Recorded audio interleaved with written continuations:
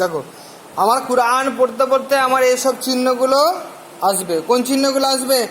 এই যে এইসব চিহ্নগুলো আসবে। যেমন ধরো নাও মিম, এই চিহ্ন হলে কি করতে হবে? অবশ্যই থামতে হবে। পড়তে পড়তে মাঝখানে হয়তো মিমটা আছে, ঠিক আছে, তাহলে কী হবে? এই মিমটা এই চিহ্ন আছে মানে আমাকে এখানে থামতে হবে।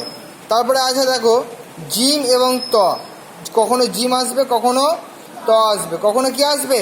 জিম আসবে এবং কখনো ত আসবে। এই চিহ্ন যেখানে হবে সেখানে থামা উচিত। এই চিহ্ন যেখানে হবে সেখানে কি হবে? থামা উচিত। বুঝে আসছে? মিম কখনো আসবে কখনো এই দুটো চিহ্ন আসবে, মানে যে এই কখনো জিম আসবে কি কিংবা কখনো ত আসবে, এই চিহ্নগুলো আসলে কি হবে? থামা উচিত। এবার কখনো লাম আলিফ থাকবে, কখনো লেখা থাকবে। ধরো না কোরআনের আয়াতটা লেখা থাকার পরে কি হবে? উপরে হয়তো ছোট্ট করে একটা লাম আলিফের মতো আছে কিংবা মাঝখানে আছে লাম আলিফের মধ্যে যে লাম আলিফের থাকবে যেটা, সেটা ছোট্ট পাড়া হয়তো থাকবে। তখন কি হবে? এই চিহ্ন যেখানে থাকবে সেখানে থামা উচিত না, মানে না থামা উচিত। একদম পড়তে পড়তে থামা যাবে না। লাম আলিফ থাকলে কি হবে না? থামা যাবে না। আর কিছু চিহ্ন আছে দেখো, যেসব চিহ্নগুলো প্রায় দেখা যায়। কিফ, এটা কি? কিফ, কফ, সদ, সলা, কি আছে? সলা আর জা, এই চিহ্নগুলো যেখানে থাকবে না কেন সেখানে কি করতে হবে?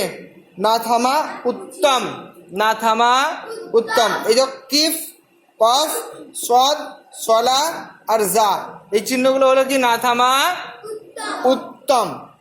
বুঝতে পেরেছ? এই চিহ্নগুলো কি কি? কিফ, কফ, সদ, সলা এবং জা। বুঝতে পেরেছো তো? এগুলো, এই চিহ্নগুলো কোরআনের মধ্যে যখন আসবে, আমি যখন পড়বো তখন কি হবে? এই চিহ্নগুলো থাকলে না থামা উত্তম।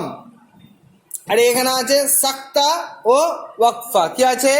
সাক্তা ও ওয়াকফা। এই চিহ্নগুলো আসলে একটু ভালো করে লক্ষ্য রাখতে হবে। এই চিহ্নগুলো যেখানে আসবে আমার কি? সাক্তা ও ওয়াকফা। এই চিহ্নগুলো যেখানে আসবে সেই চিহ্নগুলো কি হবে?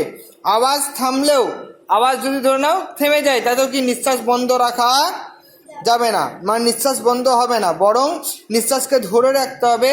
সাক্তায় একটু কম সময় এবং ওয়াকফায় একটু বেশি সময়। বুঝতে পেরেছ? আর এই যে গোলপাড়া চিহ্নটা, এটা আমরা সকলেই কম বেশি জানি। এটা কিসের চিহ্ন বলো? আয়াতের চিহ্ন। এখানে তো থামতেই হবে, এখানে কি করতে হবে? থামতেই হবে। বুঝতে পেরেছ? মানে থামা যাবে একদম। কিন্তু এই যে চিহ্নগুলো আছে এগুলো একটু ভালো করে মনে রাখতে হবে বা খেয়াল করে পড়তে হবে আমাকে। যদি খেয়াল করে না পড়ি, আমরা কি আরবি ভাষী? আমাদের ভাষা কি? বাংলা। এবার আরবি ভাষায় কোথায় থামলে কি হবে না হবে আমরা জানি কি? জানি না। ওই জন্য এসবগুলো আমাদের অতি অবশ্যই জানতে হবে, যে এই চিহ্নগুলো আসলে কিরমভাবে আমাকে পড়তে হবে, এগুলো আমাদের অতি অবশ্যই জানতে হবে। নাহলে কি অর্থ ভুল হয়ে যাবে। অর্থ ভুল হলে কি হবে? কোরআন পড়তে গেলে আমার সব হবার জায়গায় কি হয়ে যাবে? গোনা হয়ে যাবে। বুঝতে পেরেছি? এগুলো পুরোটাই মুখস্থ রাখতে হবে।